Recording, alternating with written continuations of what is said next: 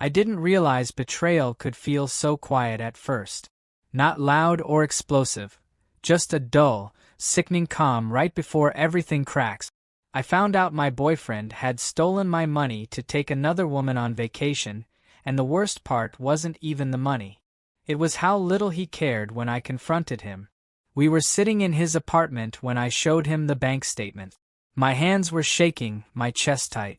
My parents hated my boyfriend so much they tried to bribe him to leave me, then cut off my college tuition when he refused. They thought they'd break me, but instead, they helped me build the strongest, most authentic life I've ever known. It wasn't easy, though. So, James and I have been together for almost a year now, and honestly, it's been the most amazing relationship of my life. It started in the most unexpected way, too. Remember that crazy storm last April? My Uber bailed on me when I was downtown, and I was just drenched, without an umbrella. Classic me, right? I ducked into this little bookstore, just trying not to drip everywhere, when this super cute guy, James, who worked there, started talking to me. We ended up chatting for like an hour about books, then our favorite childhood cartoons. He's a Batman, the animated series fan, which, let's be real, is the correct answer. When the rain finally stopped, he actually offered me his umbrella to take. I tried to say no, but he insisted, saying I could return it sometime. So obviously I had to come back, right? We exchanged numbers, started texting, and everything just felt so easy, so natural. Coffee that weekend, and boom, the rest is history. James is genuinely the sweetest, most incredible person I've ever met. He's smart, funny, hardworking, and treats me with so much respect. But here's the thing, he's not from money at all. He grew up with a single mom in a pretty tough neighborhood, and worked his butt off through community college while working full-time. I totally admire his work ethic. He never complains, even when things are rough. And this is where the drama with my parents begins. They have very specific ideas about who I should date. We're not billionaires, but my dad's successful, and my mom comes from this old family lineage, whatever that even means in America, right? They paid for my private school and my expensive art college, which I'm truly grateful for. But they act like that gives them total control over my life choices. When I first mentioned James, they were skeptical. Mom immediately asked where he went to school and what his parents did. When I said community college, and that his mom was a nurse's aide, her face just dropped. You know that look. Our first dinner with them was a nightmare. Mom accidentally spilled red wine on James' shirt within 10 minutes. He was so gracious, laughed it off.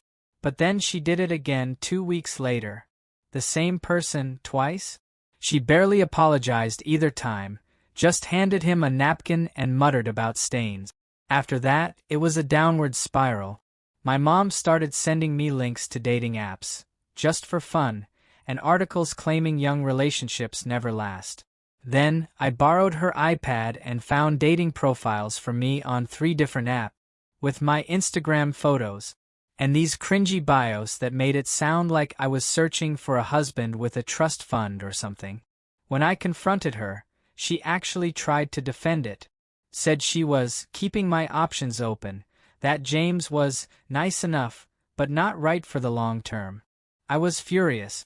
I slammed my hand on the counter, told her it was invasive and inappropriate. She acted hurt, like I was the one being unreasonable. I walked out and slammed the door so hard a picture fell off the wall. Good. Maybe that would get through to her. Then, at Sunday dinner, yes, we still have those forced weekly dinners, my dad started. He began questioning the financial viability of James' bookstore, asking if he'd considered a more stable career.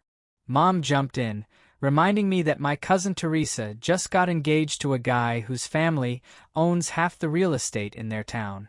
James, bless his heart, has been a saint. He kept saying he understood they were just protective, but I could see it wearing him down. After one dinner, he was so quiet. I asked what was wrong, and he just sighed. I don't think your parents will ever see me as good enough for you. My heart just broke. Because he is good enough. He's more than good enough. The final straw, the one that blew everything apart, happened last night. I was at my parents' place, helping my dad with his new MacBook, because apparently, being under 30 makes me their personal tech support. I went to grab some water and overheard them. My dad, my own father, literally said, "That boy is just using her. He probably sees her as his meal ticket." My mom agreed, saying they needed to intervene before things get too serious. I was so shocked I dropped the glass, and it shattered. They both came running, saw me standing there, tears streaming down my face.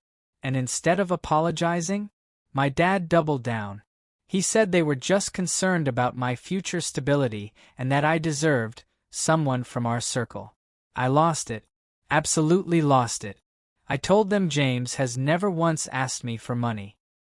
He's annoyingly independent, always insisting on paying his fair share, even though my freelance work means I make more than him right now. He supports my goals. He's genuinely interested in my life.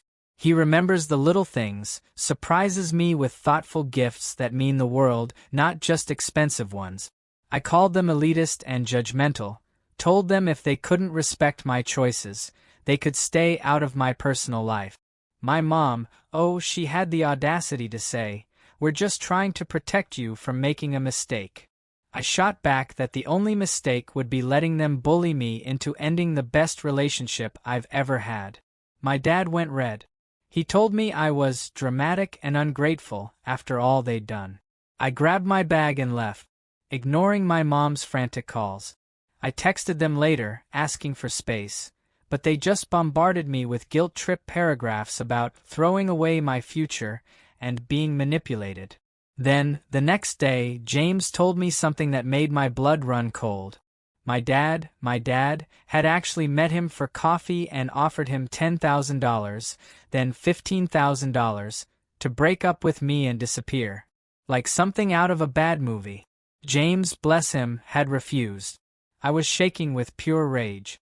I called my dad, screaming. He tried to deny it, but when I mentioned the specific amount and Starbucks, he knew he was caught. He actually tried to defend it, saying he was investing in my future and that James would take the money eventually. James had to take the phone from me because I was about to throw it. I couldn't sleep. My mom texted, defending the bribe. I texted back that the only people treating me like an ATM were them. I went to their house again. Mom tried to hug me. I stepped back. I told them I knew about the bribe, how disappointed I was. Dad had the nerve to say it was a test for James. Test. I asked what was wrong with James. Dad smugly said, "He's not from our circle, Megan. You deserve someone with a background and connections that can help your future, not hinder it." I laughed hard. James has only ever supported me. I asked if our circle meant people with money. Mom got huffy. Life isn't a fairy tale, love doesn't pay the bills. I reminded her I had my freelance income, and she fired back. "Yes, darling, but who paid for the education that allows you to do that?" The financial hammer. I knew it was coming. My dad then delivered the ultimatum. Break up with James or they'd stop my tuition for my final semester and cut me off completely. I stood up, knocking over a glass. I told them they couldn't buy me. My dad and I were yelling. He said I'd regret it. I said my only regret was thinking they cared about my happiness over their image. Mom tried to calm us, but I was beyond that. I asked them point blank, "If I stay with James, you'll really cut me off completely?" Dad looked me in the eye and said yes. "You need to learn there are consequences to poor decisions." I grabbed my bag. I was almost out when Mom grabbed my arm, crying. I yanked away so hard I stumbled, knocking down a vase. I didn't even look back. Just slammed the door and left. I cried all the way home. James was waiting up and just held me. When I could finally speak, I told him everything. He got quiet, then asked if I was sure I wanted to give up my tuition for him, said he'd understand if I needed to put us on hold. It made me cry more because even then, he was still putting me first. I told him absolutely not. I wouldn't let them control my life with money. I have some savings, enough for half my tuition. He offered to loan me the rest, but I refused. I'm applying for financial aid scholarship. I might have to take a semester off, work full-time, but I'd rather delay my degree than let them control me. My parents have been blowing up my phone with guilt trips and lectures. I just muted them. My sister, Rose, is horrified. She's always been the good daughter, but even she thinks this is too far. I moved my essentials to James' place. We were planning to move in next month anyway, but we're accelerating it. His place is tiny, but it's freedom. James has been amazing. He reminds me we'll figure it out. When we were packing, he found an old photo booth strip of us, stuck it on his fridge. That's when I knew, for sure, I made the right choice. So, here we are. Broke, stressed, but together. It's been 6 months since then, and it's been a literal roller coaster. Emotion, stress, tiny victories. I barely remember to charge my phone, honestly. But we survived. Like, truly survived the financial nightmare. It wasn't pretty, it wasn't easy. But we're still here, still together. And in some weird way, I'm grateful. I've learned so much about myself that I never would have known if I'd stayed comfortable. The college situation was the most immediate crisis. After a ton of panicked emails and 3 meetings with financial aid, I cobbled together enough emergency aid and loans to cover my final semester. I had to drop an elective, couldn't afford the materials, but I was still graduating. That first month in James' tiny apartment was definitely an adjustment, believe me. We adore each other, but sharing a bathroom the size of a postage stamp with someone who uses more hair product than I do, yes, James has amazing hair. No, I'm not jealous. That was something. We even had our first real fight when I accidentally used his expensive conditioner as shaving cream. He didn't speak to me for 3 hours. An eternity. I picked up 2 more freelance clients and started evening shifts at a cafe near campus. James took on extra hours and started doing side work, helping small businesses with social media. Between us, we were working something like 140 hours a week. We barely saw each other, just collapsed into bed, complaining about our aching feet. Our diet for the first 2 months? Ramen, peanut butter sandwiches, and whatever pastries I could sneak home from the cafe. I lost 10 pounds without even trying, sometimes too tired to eat. James, though, he'd constantly make me these little protein packs. Hard-boiled eggs, cheese. Leave them in the fridge with heart-shaped post-it. Both adorable and depressing, communicating more through fridge notes than actual conversations. My parents kept calling for that first month. I ignored most of them, but picked up one day between classes. Mom started with this fake cheerful voice, like nothing had happened. When I didn't play along, she switched to guilt-tripping, so worried. Just want to talk things through. I told her there was nothing to talk about unless they were calling to apologize for bribing James and cutting me off. She got huffy, still being dramatic. Understand their perspective. I laughed out loud right there in the quad.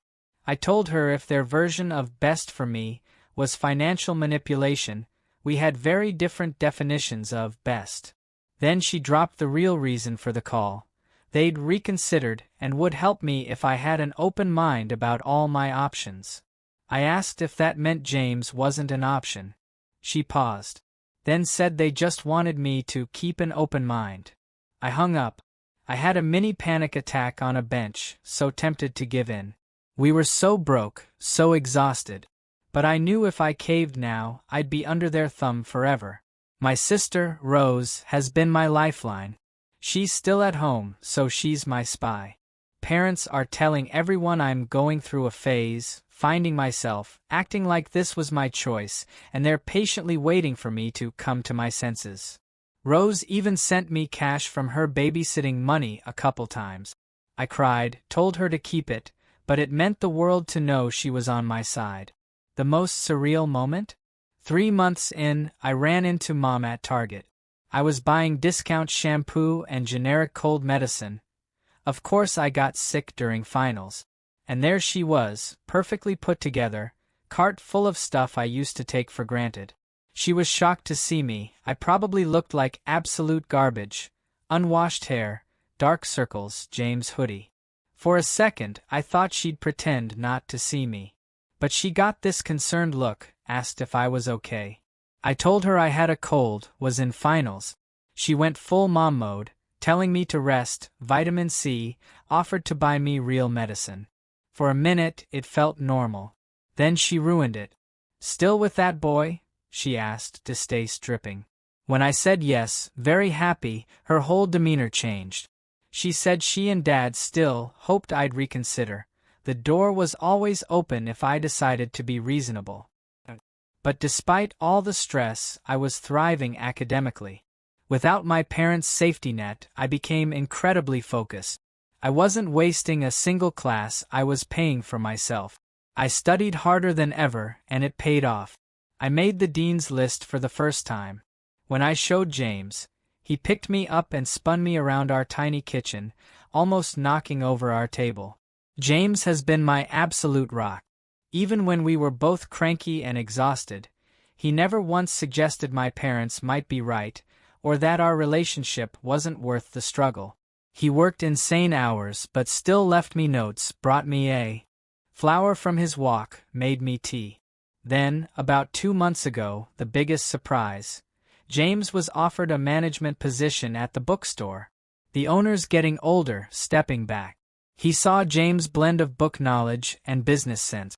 Huge pay raise, actual benefits. Felt like winning the lottery after months of scraping by.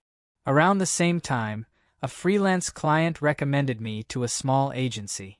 They offered me a part-time position I could do while finishing school. Not amazing pay, but steady and full-time potential after graduation. With our combined new income, we could finally look for a slightly bigger apartment. Our lease was ending anyway, and as much as we loved that tiny studio, we were going crazy. We found this cute one-bedroom. Still affordable, but actual closets. A kitchen where 2 people can stand. The day we signed the lease, it felt like such a milestone. We did that. Not my parents' money, not anyone's help. Just us. I might have cried a little. Okay, I definitely cried. James has the embarrassing photo evidence. My parents have shifted tactics again. Now they see I'm actually making it on my own. My dad called last week with this weird, non-apology apology. Said he may have overreacted, but still believes he was acting in my best interest. Then he tried to casually mention that his friend Jeffrey's son was back in town after law school and asked if I remembered him from that country club event years ago. I couldn't believe it. After all this, he was still trying to set me up with someone from our circle. I told him I was very happy with James, and unless he was calling to sincerely apologize for trying to bribe my boyfriend and cut me off financially, we had nothing to discuss. He got all huffy about how I was throwing away opportunities, and I hung up. 5 minutes later, Mom texted, saying I was being unnecessarily cruel to my father, who was extending an olive branch. I sent back a single text. An olive branch doesn't come with strings attached. Graduation is in 3 weeks. I'm still wrestling with inviting them. Rose says they expect to be there. I don't know if I want them watching me get the degree I finished without their help, or if their presence would just cast a shadow. James says it's my decision. His mom, Sharon, is coming. She's the sweetest, basically adopted me. I don't want drama. The weirdest part is, despite how hard these 6 months have been, I feel more like myself than ever before. Making my own choices, paying my own bills, working through problems without their safety net.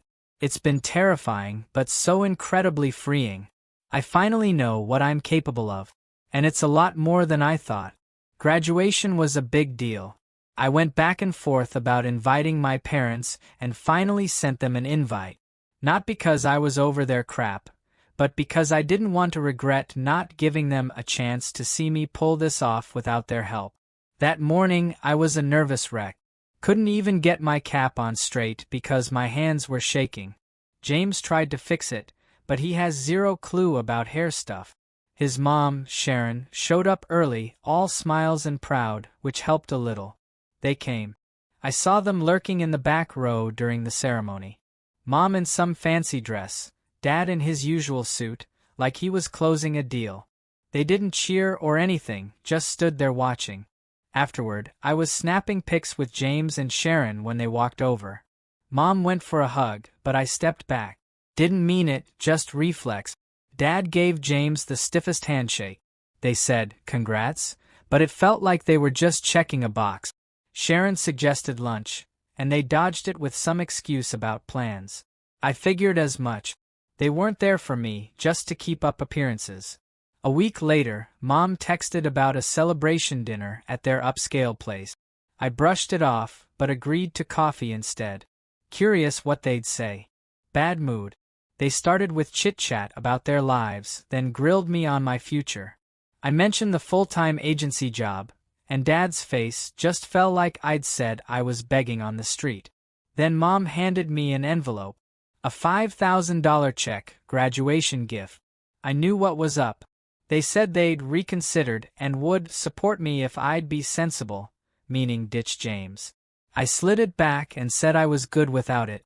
Dad got heated. Said I was putting some guy over family. I told him it wasn't about James. It was about them trying to run my life. Left them sitting there stunned. They've been blowing up my phone since. Mom with her worried act. Dad with his "we're concerned" lectures. I mostly tuned it out, focusing on what's next. James' bookstore gig has been a ride. He bought it from the owner, and yeah, it's tough. The place has issues. Old wiring gave out a while back, and stock's been tricky, but he's making it work. My agency pay bumped up, and with his hustle, we're not drowning anymore. Rent was getting insane, so we took a shot and got a mortgage on this little house. It's rough around the edges.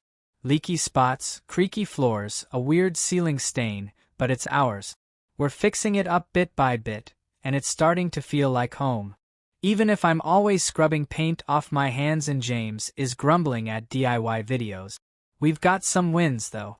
Last week, I was fed up with my parents' noise, so I called them on WhatsApp video. No heads up. They answered, looking thrown off, and I just went for it. Flipped the camera, showed them my Dean's List certificate pinned up, waved the mortgage papers with both our names, then walked outside to show James by the store with the owner sign. Back inside, I gave them a quick tour. I said, "You called James a nobody and offered him $10,000 to disappear because I deserved better. This is what that nobody helped me pull off in a year. No help from you, no strings." Dad's face went tight and he started in. Said I was showing off and being petty. I told him it wasn't about that, just facts. They were wrong about us. He shot back that the house looks basic and we're probably stretched thin. I said we're doing it our way, not theirs, and that's what counts. Mom jumped in softer, saying she missed me. She apologized for the dating profiles, but then added she still thinks James and I are moving fast. I told her I'd do family stuff if they could keep it chill, but I'm done letting them judge James. Dad tried to argue, so I ended the call. Didn't need to hear more. They've backed off a bit since, but I'm not holding my breath. James and I are solid. Some days the house feels like a real win. Others we're tired and short with each other, but we're figuring it out. The store's a grind. Money's tightish. And my parents are still out there, stuck in their ways. I don't know if they'll ever really get it or if I'll ever stop feeling weird about them. But for the first time in my life, I'm truly building my own future, brick by brick, with the man I choose, free from their control. And that, in itself, is the biggest victory of all.